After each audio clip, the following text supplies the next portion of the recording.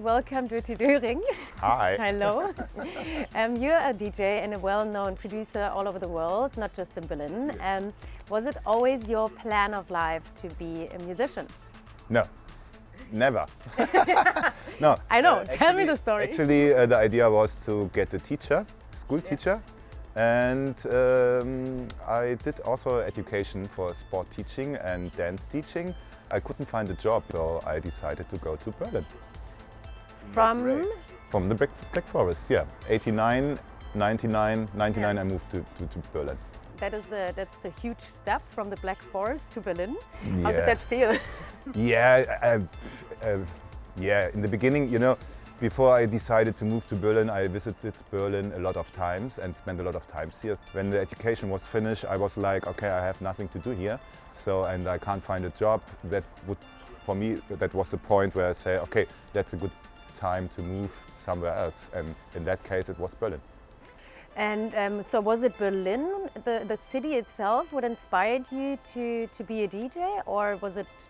No, I think it was by accident. Yeah, I started to work in Berlin as a barkeeper and stuff. So I was looking for jobs in the night because the nightlife was really amazing in the 90s. And then I started to working in the nights. So I met a lot of DJs, organizer, bar owner, restaurants owner, and so I got into the scene. I played my music in the restaurants and bars where I worked, and I played my sets there. So the people asking for the music, and some of the people, they were organizer of parties, and then they booked me like that. And then I could do the warm-up for the big names like Westbam, also for Paul van Dyk and stuff. So, and then it's building up. That's a nice jump into that scene, right? Absolutely. It's different than today, right? Yeah, different than today. Do you think it's more difficult now, or do you think it was easier back in the 90s? I don't think so. It was easier. I think you have to be on the right place at the right time. So it could happen now as well. But of course, now DJ and also electronic producer, you know, in the 90s, DJ and electronic producer wasn't a job.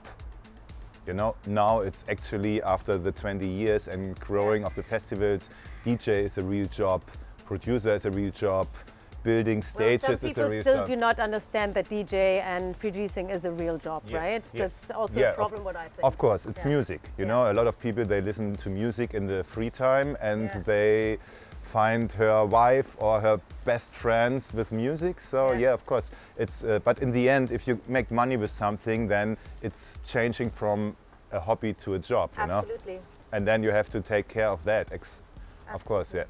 How was the first time of Bar 25? Can you somehow explain it to a random person who doesn't have an idea of how that bar actually looked like, or what the philosophy of this bar was? Before, after our clubs, it was inside and dark. Yeah. But the Bar 25 was one of the first clubs where everything was outside. Anyway, which kind of weather you have, rain, snow, it doesn't matter, you know. So it was the first outside club area who was open for 72 hours a weekend.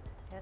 Would you say that was a different kind of partying during that time, or compared to today? I'm not sure, because I was young. It was my best time to party, you know, in my life, and I'm sure that every generation who grows up find this kind of feeling in their life, you know. So I'm sure that people who coming now to Berlin, they find a place who in the future they will say, this was the time where I grow up with electronic music and parties. So I think every generation will find a spot like that, you know. Of course, if you talk about the past, it's a little bit different, you know, because I think every generation has a good time between 18 and 25 if they make parties, and everybody has this one club or this one event where they say, this is how I grow up with electronic music. But it was definitely the time where electronic music grew the most in Berlin, right? Yeah. And also like there was a lot of space, actually. What do you think? Is the rave culture also a culture? Like, we have this big topic at the moment as Corona mostly this is about to destroy this culture. And some people that think like, okay, this is a bunch of ravers, they just go on a weekend and they take drugs and whatever, but there is a lot more behind, right? Absolutely, absolutely. I think, you know, my first record I bought '92. So electronic music, it's now 30 years old. So, and I think, especially in that times where we live, 30 years is a long period. So it's, I think it's a kind of culture, of course. Yeah. It's not only the music, it's also how they create stages and festivals, how they look like. So there's so many work in the last 30 days from so many people. So I think it's, of course, it's a culture. There's a hip hop culture, and hip hop is not so old in Germany like techno, you know. So techno has a bigger culture in Germany because of 30 years, and hip hop maybe 20, 25 years, so hip hop came later, you know. When people have a dream and grow up with something like music, movies, art and stuff, then it's creating a culture. So I think it's a culture, yeah. How would you describe a place like Katerblau or Sisyphos or Wilde Renate or About Blank to an average person on the street?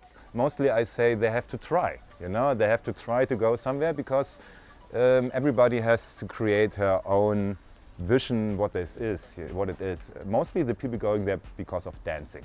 Yeah. And then after a while they realize you can make more than dancing. Have you ever took someone to a club who has never experienced a club like Sisyphos or Kata or something like that? And then you convince this person completely to be part of the scene? Yeah, sometimes also like sometimes friends coming, and then I took them in the club, and it's, for the most people, it's mind-blowing. Especially international peoples, they never realized or could imagine how crazy a club, the club theme is, because they only understand the music because you go there to dance, you know? Yeah. So not hang around on a plastic horse and ride for hours, you know? Yeah. Yeah, it's a playground for grown up. Yeah. And it's absolutely amazing to experience this and to have an eye, like the childish eye on the reality. You can be a child. You can be a child for a whole That's weekend, nice. and then you you go play. back to your fucking serious job.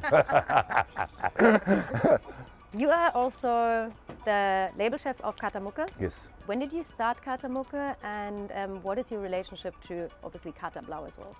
Yeah, the first release was at the beginning of November 2011.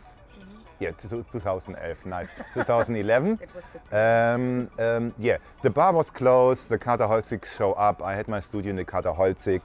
The Bar 25 label was a little bit shut down at that point. I had the idea because there was this plan for 3 years Katerholzig.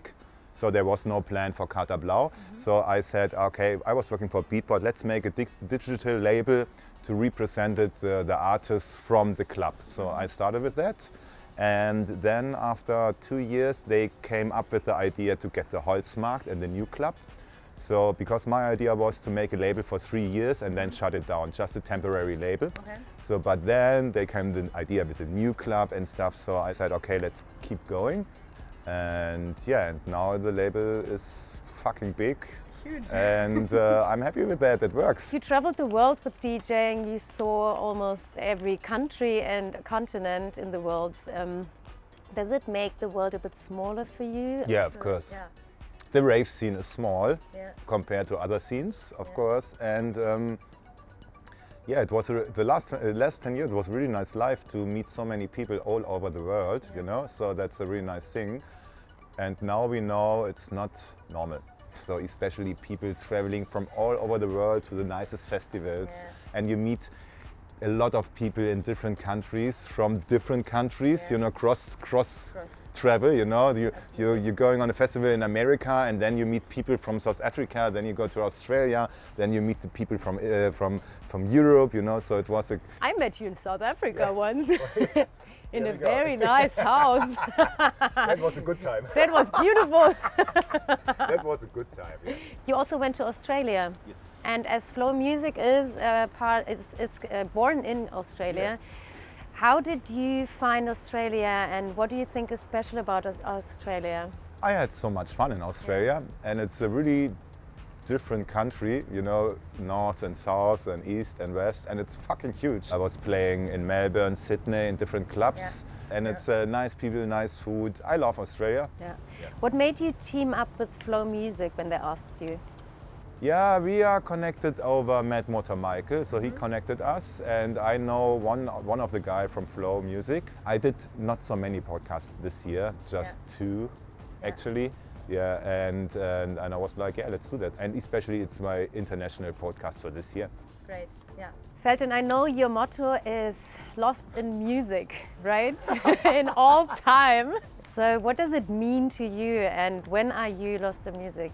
You know, if you have free time and you're doing something, and then you can get lost in music, because mostly in your free time you're listening to music, and the music helps you to forget the bad shit or the day before or something. So this is what I'm meaning with lost in music. Last question. Yeah. Okay. What's coming up? What can we look forward?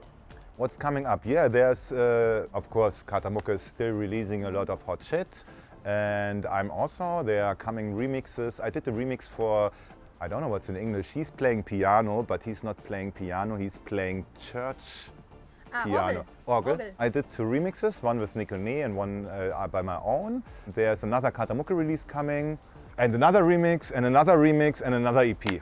Okay, a lot. So you used your quarantines very productively. I have so many finished tracks. I don't want to wait to next year, because maybe I can't listen to that shit anymore. So I'm trying to. I have a good platform, so I can release a lot of music, and I'm trying to do my best. And if the people follow them and listen to them, I'm happy. Dirty Doering, that was an absolute pleasure. Yeah, thank you very and much. I see you in Cape Town. Yeah, absolutely. At some point. Yeah. I will be there too.